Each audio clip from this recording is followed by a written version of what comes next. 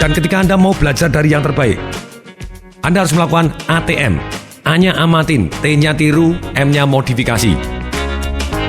Dan pada waktu Anda mengamati, Anda harus detail dan berpikir. Kalau Anda tidak detail, Anda tidak bisa mencontek dengan baik. Kemudian Anda juga harus berpikir, mana tindakannya dia yang betul-betul membawa hasil, atau tindakan yang tidak membawa hasil.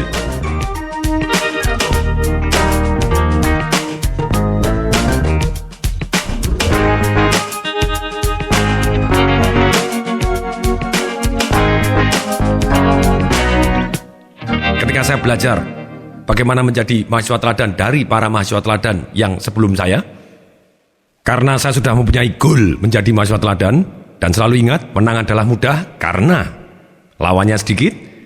Apakah saya mengalahkan 3.000 mahasiswa yang lain? Sudah pasti tidak, karena tidak ada satupun mahasiswa yang sejak masuk mempunyai goal menjadi mahasiswa teladan.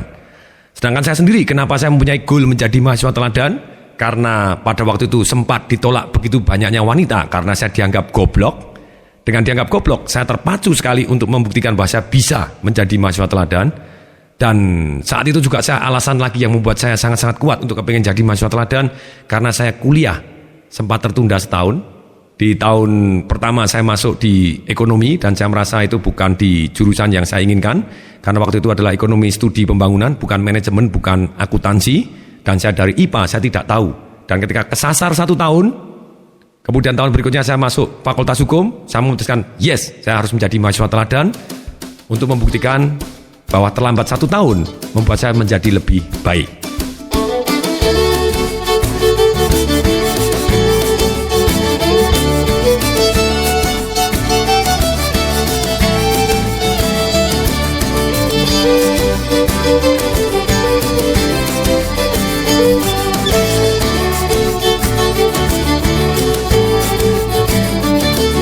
Dan kemudian cara yang ketiga yaitu belajar dari yang terbaik. Saya cari mahasiswa-mahasiswa teladan sebelumnya.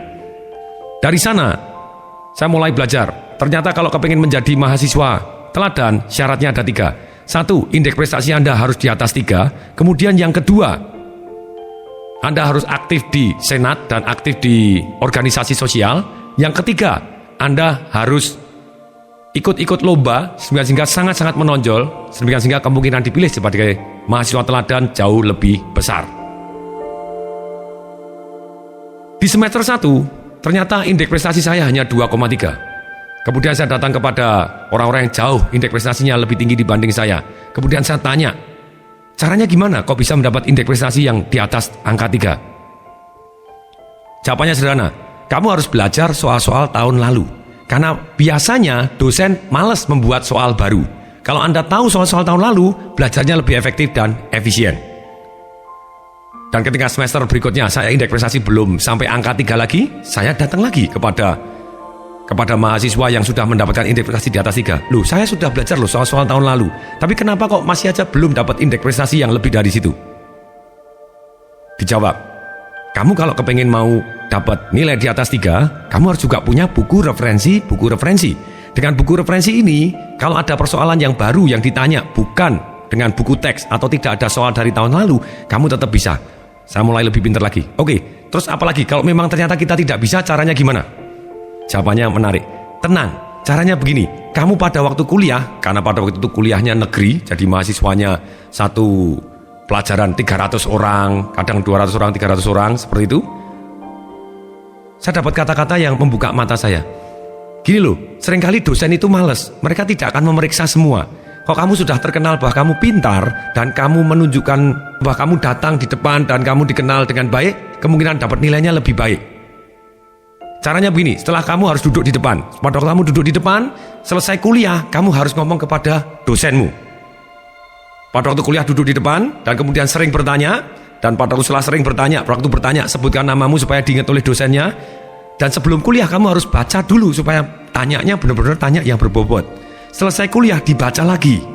Dan kemudian pada waktu kamu selesai mata pelajaran, kamu harus datang ke depan. Pada waktu ke depan dan kamu ngomong kepada dosen, Pak, nama saya adalah Tung Desemwaringin. Saya kepingin mendapat nilai A. Untuk itu, kira-kira buku pelajaran apa lagi yang harus saya beli sehingga saya bisa dapat nilai A? Gurunya ngomong, kamu harus punya buku A, B, C, D, dan E. Misalnya seperti itu. Di kuliah berikutnya kamu duduk di depan lagi. Setelah duduk di depan lagi, kamu selesai kuliah, kamu harus maju ke depan, bilang, Pak, bukunya saya sudah beli, saya sudah baca begini. Kira-kira supaya saya dapat nilai A, saya harus belajar apa lagi? Tunjukkan bahwa kamu semangat dan itikat baik untuk baca, untuk belajar. Dari dengan demikian, sekian ratus mahasiswa, dosen, rata-rata, zaman dulu, begitu ya, belum tentu zaman sekarang, mereka malas memeriksa semuanya karena tidak dapat insentif. Kenapa harus baca semua? Nah, kemudian, kalau mereka sudah membaca namamu, kalau misalnya dalam ujian ternyata kamu tidak bisa, please, kamu tetap isi. Kalau kamu tetap isi, pertanyaannya ditulis dulu, kemudian jawabannya ditulis menjorok agak dalam, bisa jadi dosennya tidak meriksa, langsung kamu dikasih nilai A. Dan ternyata ada satu masa yang ketika saya menjawab tidak bisa, saya tetap bisa dapat nilai A, karena dosennya menganggap, dianggap pinter, dan langsung dikasih nilai A tanpa diperiksa. Ini yang menarik, kelihatannya jawabannya panjang, langsung dapat A. Masuk akal juga. Nah, demikian. Jadi kuncinya nyontek harus detail. Kalau Anda tidak detail, Anda kehilangan poin-poin yang membuat Anda bisa dapat nilai A.